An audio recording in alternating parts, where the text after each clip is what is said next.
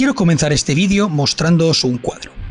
Os presento a El hombre angustiado, una pintura que, si no conocíais, no os resultará fácil de olvidar. Su inusual combinación de colores y la, valga la redundancia, angustiada expresión de la figura representada hacen que esta inquietante imagen se grabe en la mente de las personas con bastante facilidad, o al menos en la mía. Por si fuera poco, hay algunas leyendas a su alrededor, la más famosa siendo que el pintor usó su propia sangre para pintar el cuadro antes de quitarse la vida. Obviamente, tú puedes elegir creerte estas cosas o no, pero es innegable que contribuyen al halo de misterio que rodea la pintura. Y encima, muchas de las preguntas que se te pueden ocurrir sobre ella resultan imposibles de contestar, porque el autor es anónimo.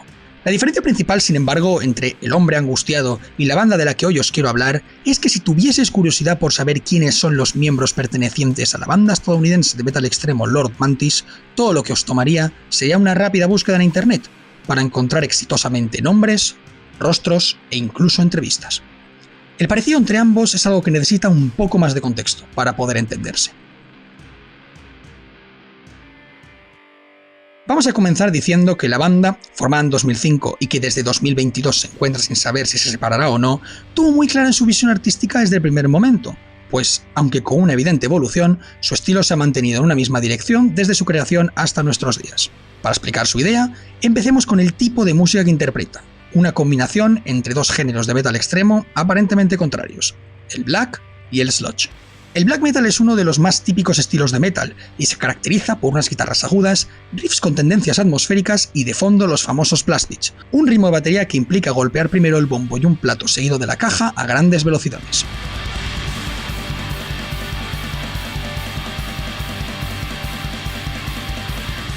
El sludge, lodo en español, es un género bastante más underground dentro del metal extremo, que usa guitarras muchísimo más graves y distorsionadas, riffs ultra pesados y una batería lenta y plúmbea.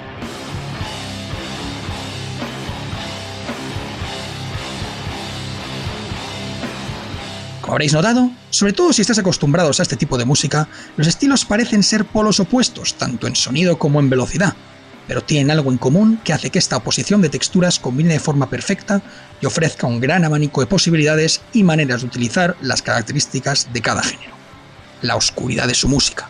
Son géneros que suenan fuertemente tétricos y disonantes, por lo que no importa si es a una sónica velocidad o de forma lenta y pesada, porque ambos ofrecen la misma y amenazadora sensación. Uno de mis ejemplos favoritos siendo la canción The Whip and the Body, la cual se mantiene la mayor parte del tiempo usando algunos de los riffs más pesados hechos por la banda.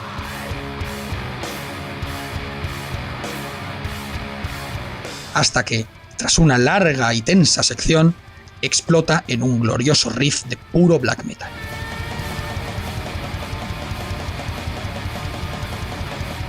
Sin embargo, y aunque la aplastante mayoría de su música bebe directamente de estas influencias concretas, Lord Mantis no es una banda que tema la experimentación, y hay una selección de canciones que se salen de sus cánones establecidos para crear algo único, casi como su propio género musical.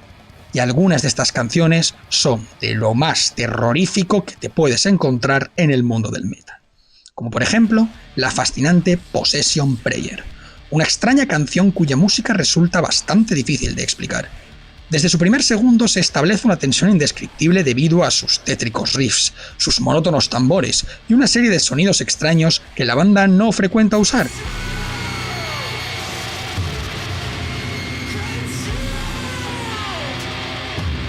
Creando una canción única en su especie, con un estilo tan singular como inquietante y con una atmósfera horrorosa, casi como si estuvieses en medio de una especie de ritual ancestral. Esta extraña situación imaginaria se ve reforzada por el otro puente figurativo que enlaza a los dos subgéneros de los que bebe la música de esta banda, la manera de cantar y la temática de sus letras. Bueno, no exactamente la temática de sus letras, es más como la energía de sus letras. Es un poco complicado de explicar, pero bastante lógico en realidad, pues estas, en la mayor parte de las ocasiones, traducen directamente al inglés lo que la tenebrosa música nos permite intuir: un vistazo a la parte más oscura del ser humano. Un discurso misántropo, cargado de negatividad, dirigido directamente a los tímpanos de los oyentes. Sin embargo, una vez más, cada tipo lo hace a su manera, y Lord Mantis se inspira por ambos. El black metal usa una voz gutural más tirando a aguda, con un sonido fantasmal y chirriante, mientras que el sludge metal, aun siendo también aguda, se escucha como más visceral y directa. nuestra banda de hoy tiene una voz más inspirada por la primera.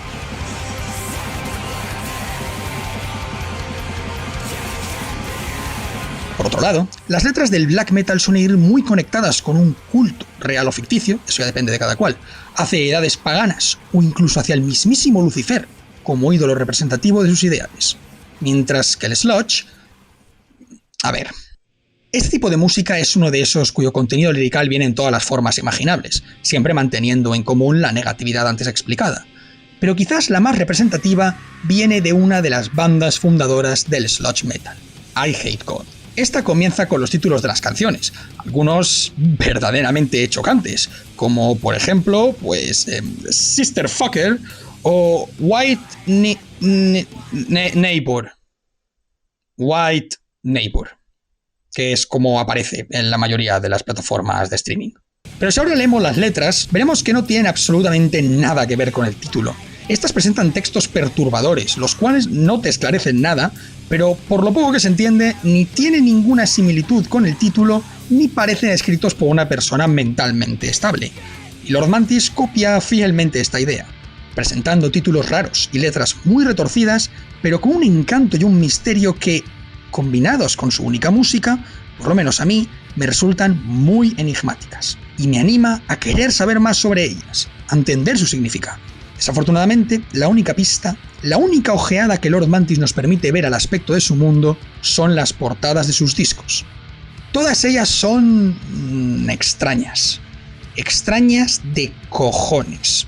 La gran mayoría muestran imágenes raras y algo difíciles de comprender, esas que te dejan mirando y pese a no poder entender muy bien qué estás viendo, no te hacen sentir cómodo. Pero hay dos casos que para mí se pasan de la raya. Me tendría que pensar mucho cuál de las dos portadas entre los álbumes Pervertor y Deathmask es peor. La primera parece una opción obvia, pues una escena donde tres miembros fálicos gigantes con una expresión vacía introducen sus largas bocas en forma de tentáculo dentro de la vagina de un Cristo mutilado con sobrepeso que comparte su misma expresión es... es que no sé ni cómo definirla, la verdad. Pero pese a todo, algo tiene la portada de Deathmask que cuanto más la miro, peor se pone. Una figura verde ensangrentada y atada con cinta aislante presenta un alto número de cortes por todo el cuerpo, y de uno de ellos surge una cuerda con un nudo de ahorcado. Además, la figura tiene órganos femeninos y masculinos simultáneamente y porta la máscara que da título al disco sobre una expresión indescifrable. Todo resulta tan raro, tan único, tan curioso, que me parece muy atractivo. Y la imaginación, alimentada por todo esto, vuela sin frenos buscando una respuesta. Mirad esto, hay 3 canciones en toda su discografía cuyo título contiene una sola palabra: Zealot, Levaya y Coil. ¿Sé qué significa? No, pero podrían ser nombres propios. Hay otra canción que se llama Three Crosses, 3 cruces en español, una por cada uno de los nombres. ¿Podrían estos 3 nombres tener algún tipo de historia en común? La letra de Unnatural Dwarfism menciona que hay algo oculto enterrado en un lago. ¿De qué se podría tratar? ¿De cosas como el martillo de la misericordia o la máscara de la muerte que la figura, que podría ser Coil, lleva en la portada de Deathmask? ¿Y si se necesitan esos objetos para lidiar con una amenaza mayor? Como por ejemplo, el pervertidor de la voluntad, que podría ser esta criatura de aquí. Es más, ¿y si todo esto es... nada? ¿Y si no son más que imágenes chocantes diseñadas con el fin de plasmar un escenario que coincida con la violenta naturaleza de la música del disco? De esa misma manera, las letras puede que solo sean una sucesión de ideas desagradables que reflejan sentimientos pesimistas y negativos distribuidos de forma inconexa. Y así pues, las canciones que no coinciden con sus influencias habituales son simplemente para rellenar y ofrecer algo de variedad, nada más allá de eso. Con todo esto en mente, podemos concluir que El hombre angustiado es una obra fea y de mal gusto, que el autor, viendo que no le gustaba lo que había hecho, decidió nunca revelar su identidad y dejar que la gente se inventase esas historias sin fundamento. Pero entonces, ¿dónde está la gracia? ¿Dónde está la creatividad? ¿Dónde está la imaginación? Hay algo en lo desconocido que fascina al ser humano, sobre todo ante la imposibilidad de encontrar respuestas, y esto provoca un hambre de obtener algún tipo de contestación suficientemente satisfactoria para quedarte tranquilo. Algo imposible, usando nada más la razón y la lógica. Y, al no poder quedarte en calma, famélico de no saber, rompes con los límites que el raciocinio te establece, y entonces creas. El fondo del mar nos provoca muchísima curiosidad, pues es un lugar tan interesante como imposible de explorar, y fue lo que motivó a Julio Verne a imaginarse calamares de dimensiones colosales, al igual que el espacio exterior, vasto e inaccesible como nada, donde Lovecraft se imaginó seres incomprensibles que solo podrían existir en un lugar tan inhóspito.